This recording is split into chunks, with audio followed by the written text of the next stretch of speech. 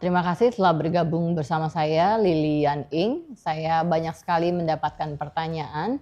Indonesia kan negara produsen minyak, tapi mengapa Indonesia tetap impor minyak? Memang betul sekali Indonesia adalah negara produsen minyak. Bahkan di awal tahun 1990-an, Indonesia termasuk dalam negara OPEC, yaitu negara pengekspor minyak, artinya apa yang diproduksi Indonesia lebih besar dari yang dikonsumsi oleh Indonesia sendiri. Di tahun 1990-an, di Indonesia terdapat dua mining besar sekali di Pulau Sumatera, tepatnya di Riau, yaitu Minas Oilfield dan Duri Oilfield.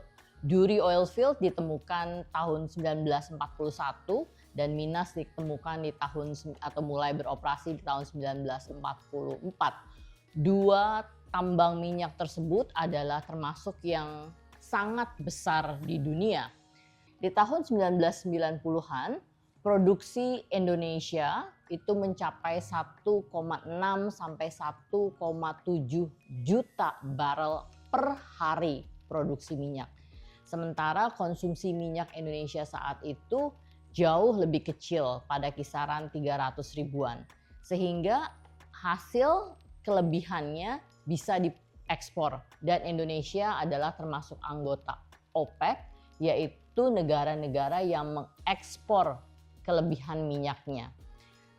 Sejalan dengan perkembangan waktu dan tata kelola perminyakan di Indonesia, hasil produksi minyak Indonesia semakin lama semakin menurun. Saat ini produksi minyak Indonesia hanya pada kisaran 1,1 juta barel per hari. Sementara konsumsi minyak Indonesia semakin meningkat sejalan dengan perkembangan penduduk dan juga perkembangan industri dan konsumsi masyarakat. Konsumsi minyak Indonesia saat ini pada kisaran 1,6 sampai 1,7 juta per barel. Artinya kekurangan minyak Indonesia harus diimpor.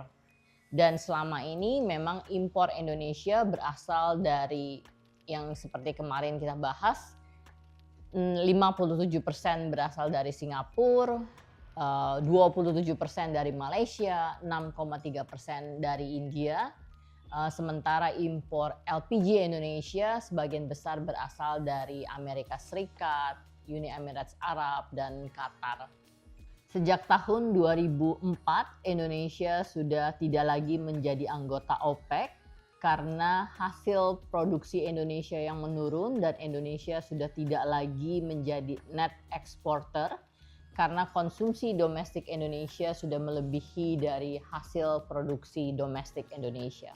Jadi walaupun Indonesia produksi minyak Indonesia adalah pertama crude oil atau minyak kasar yang kemudian perlu direfinasi dan produksi Indonesia sendiri pun sekarang sudah mengalami penurunan.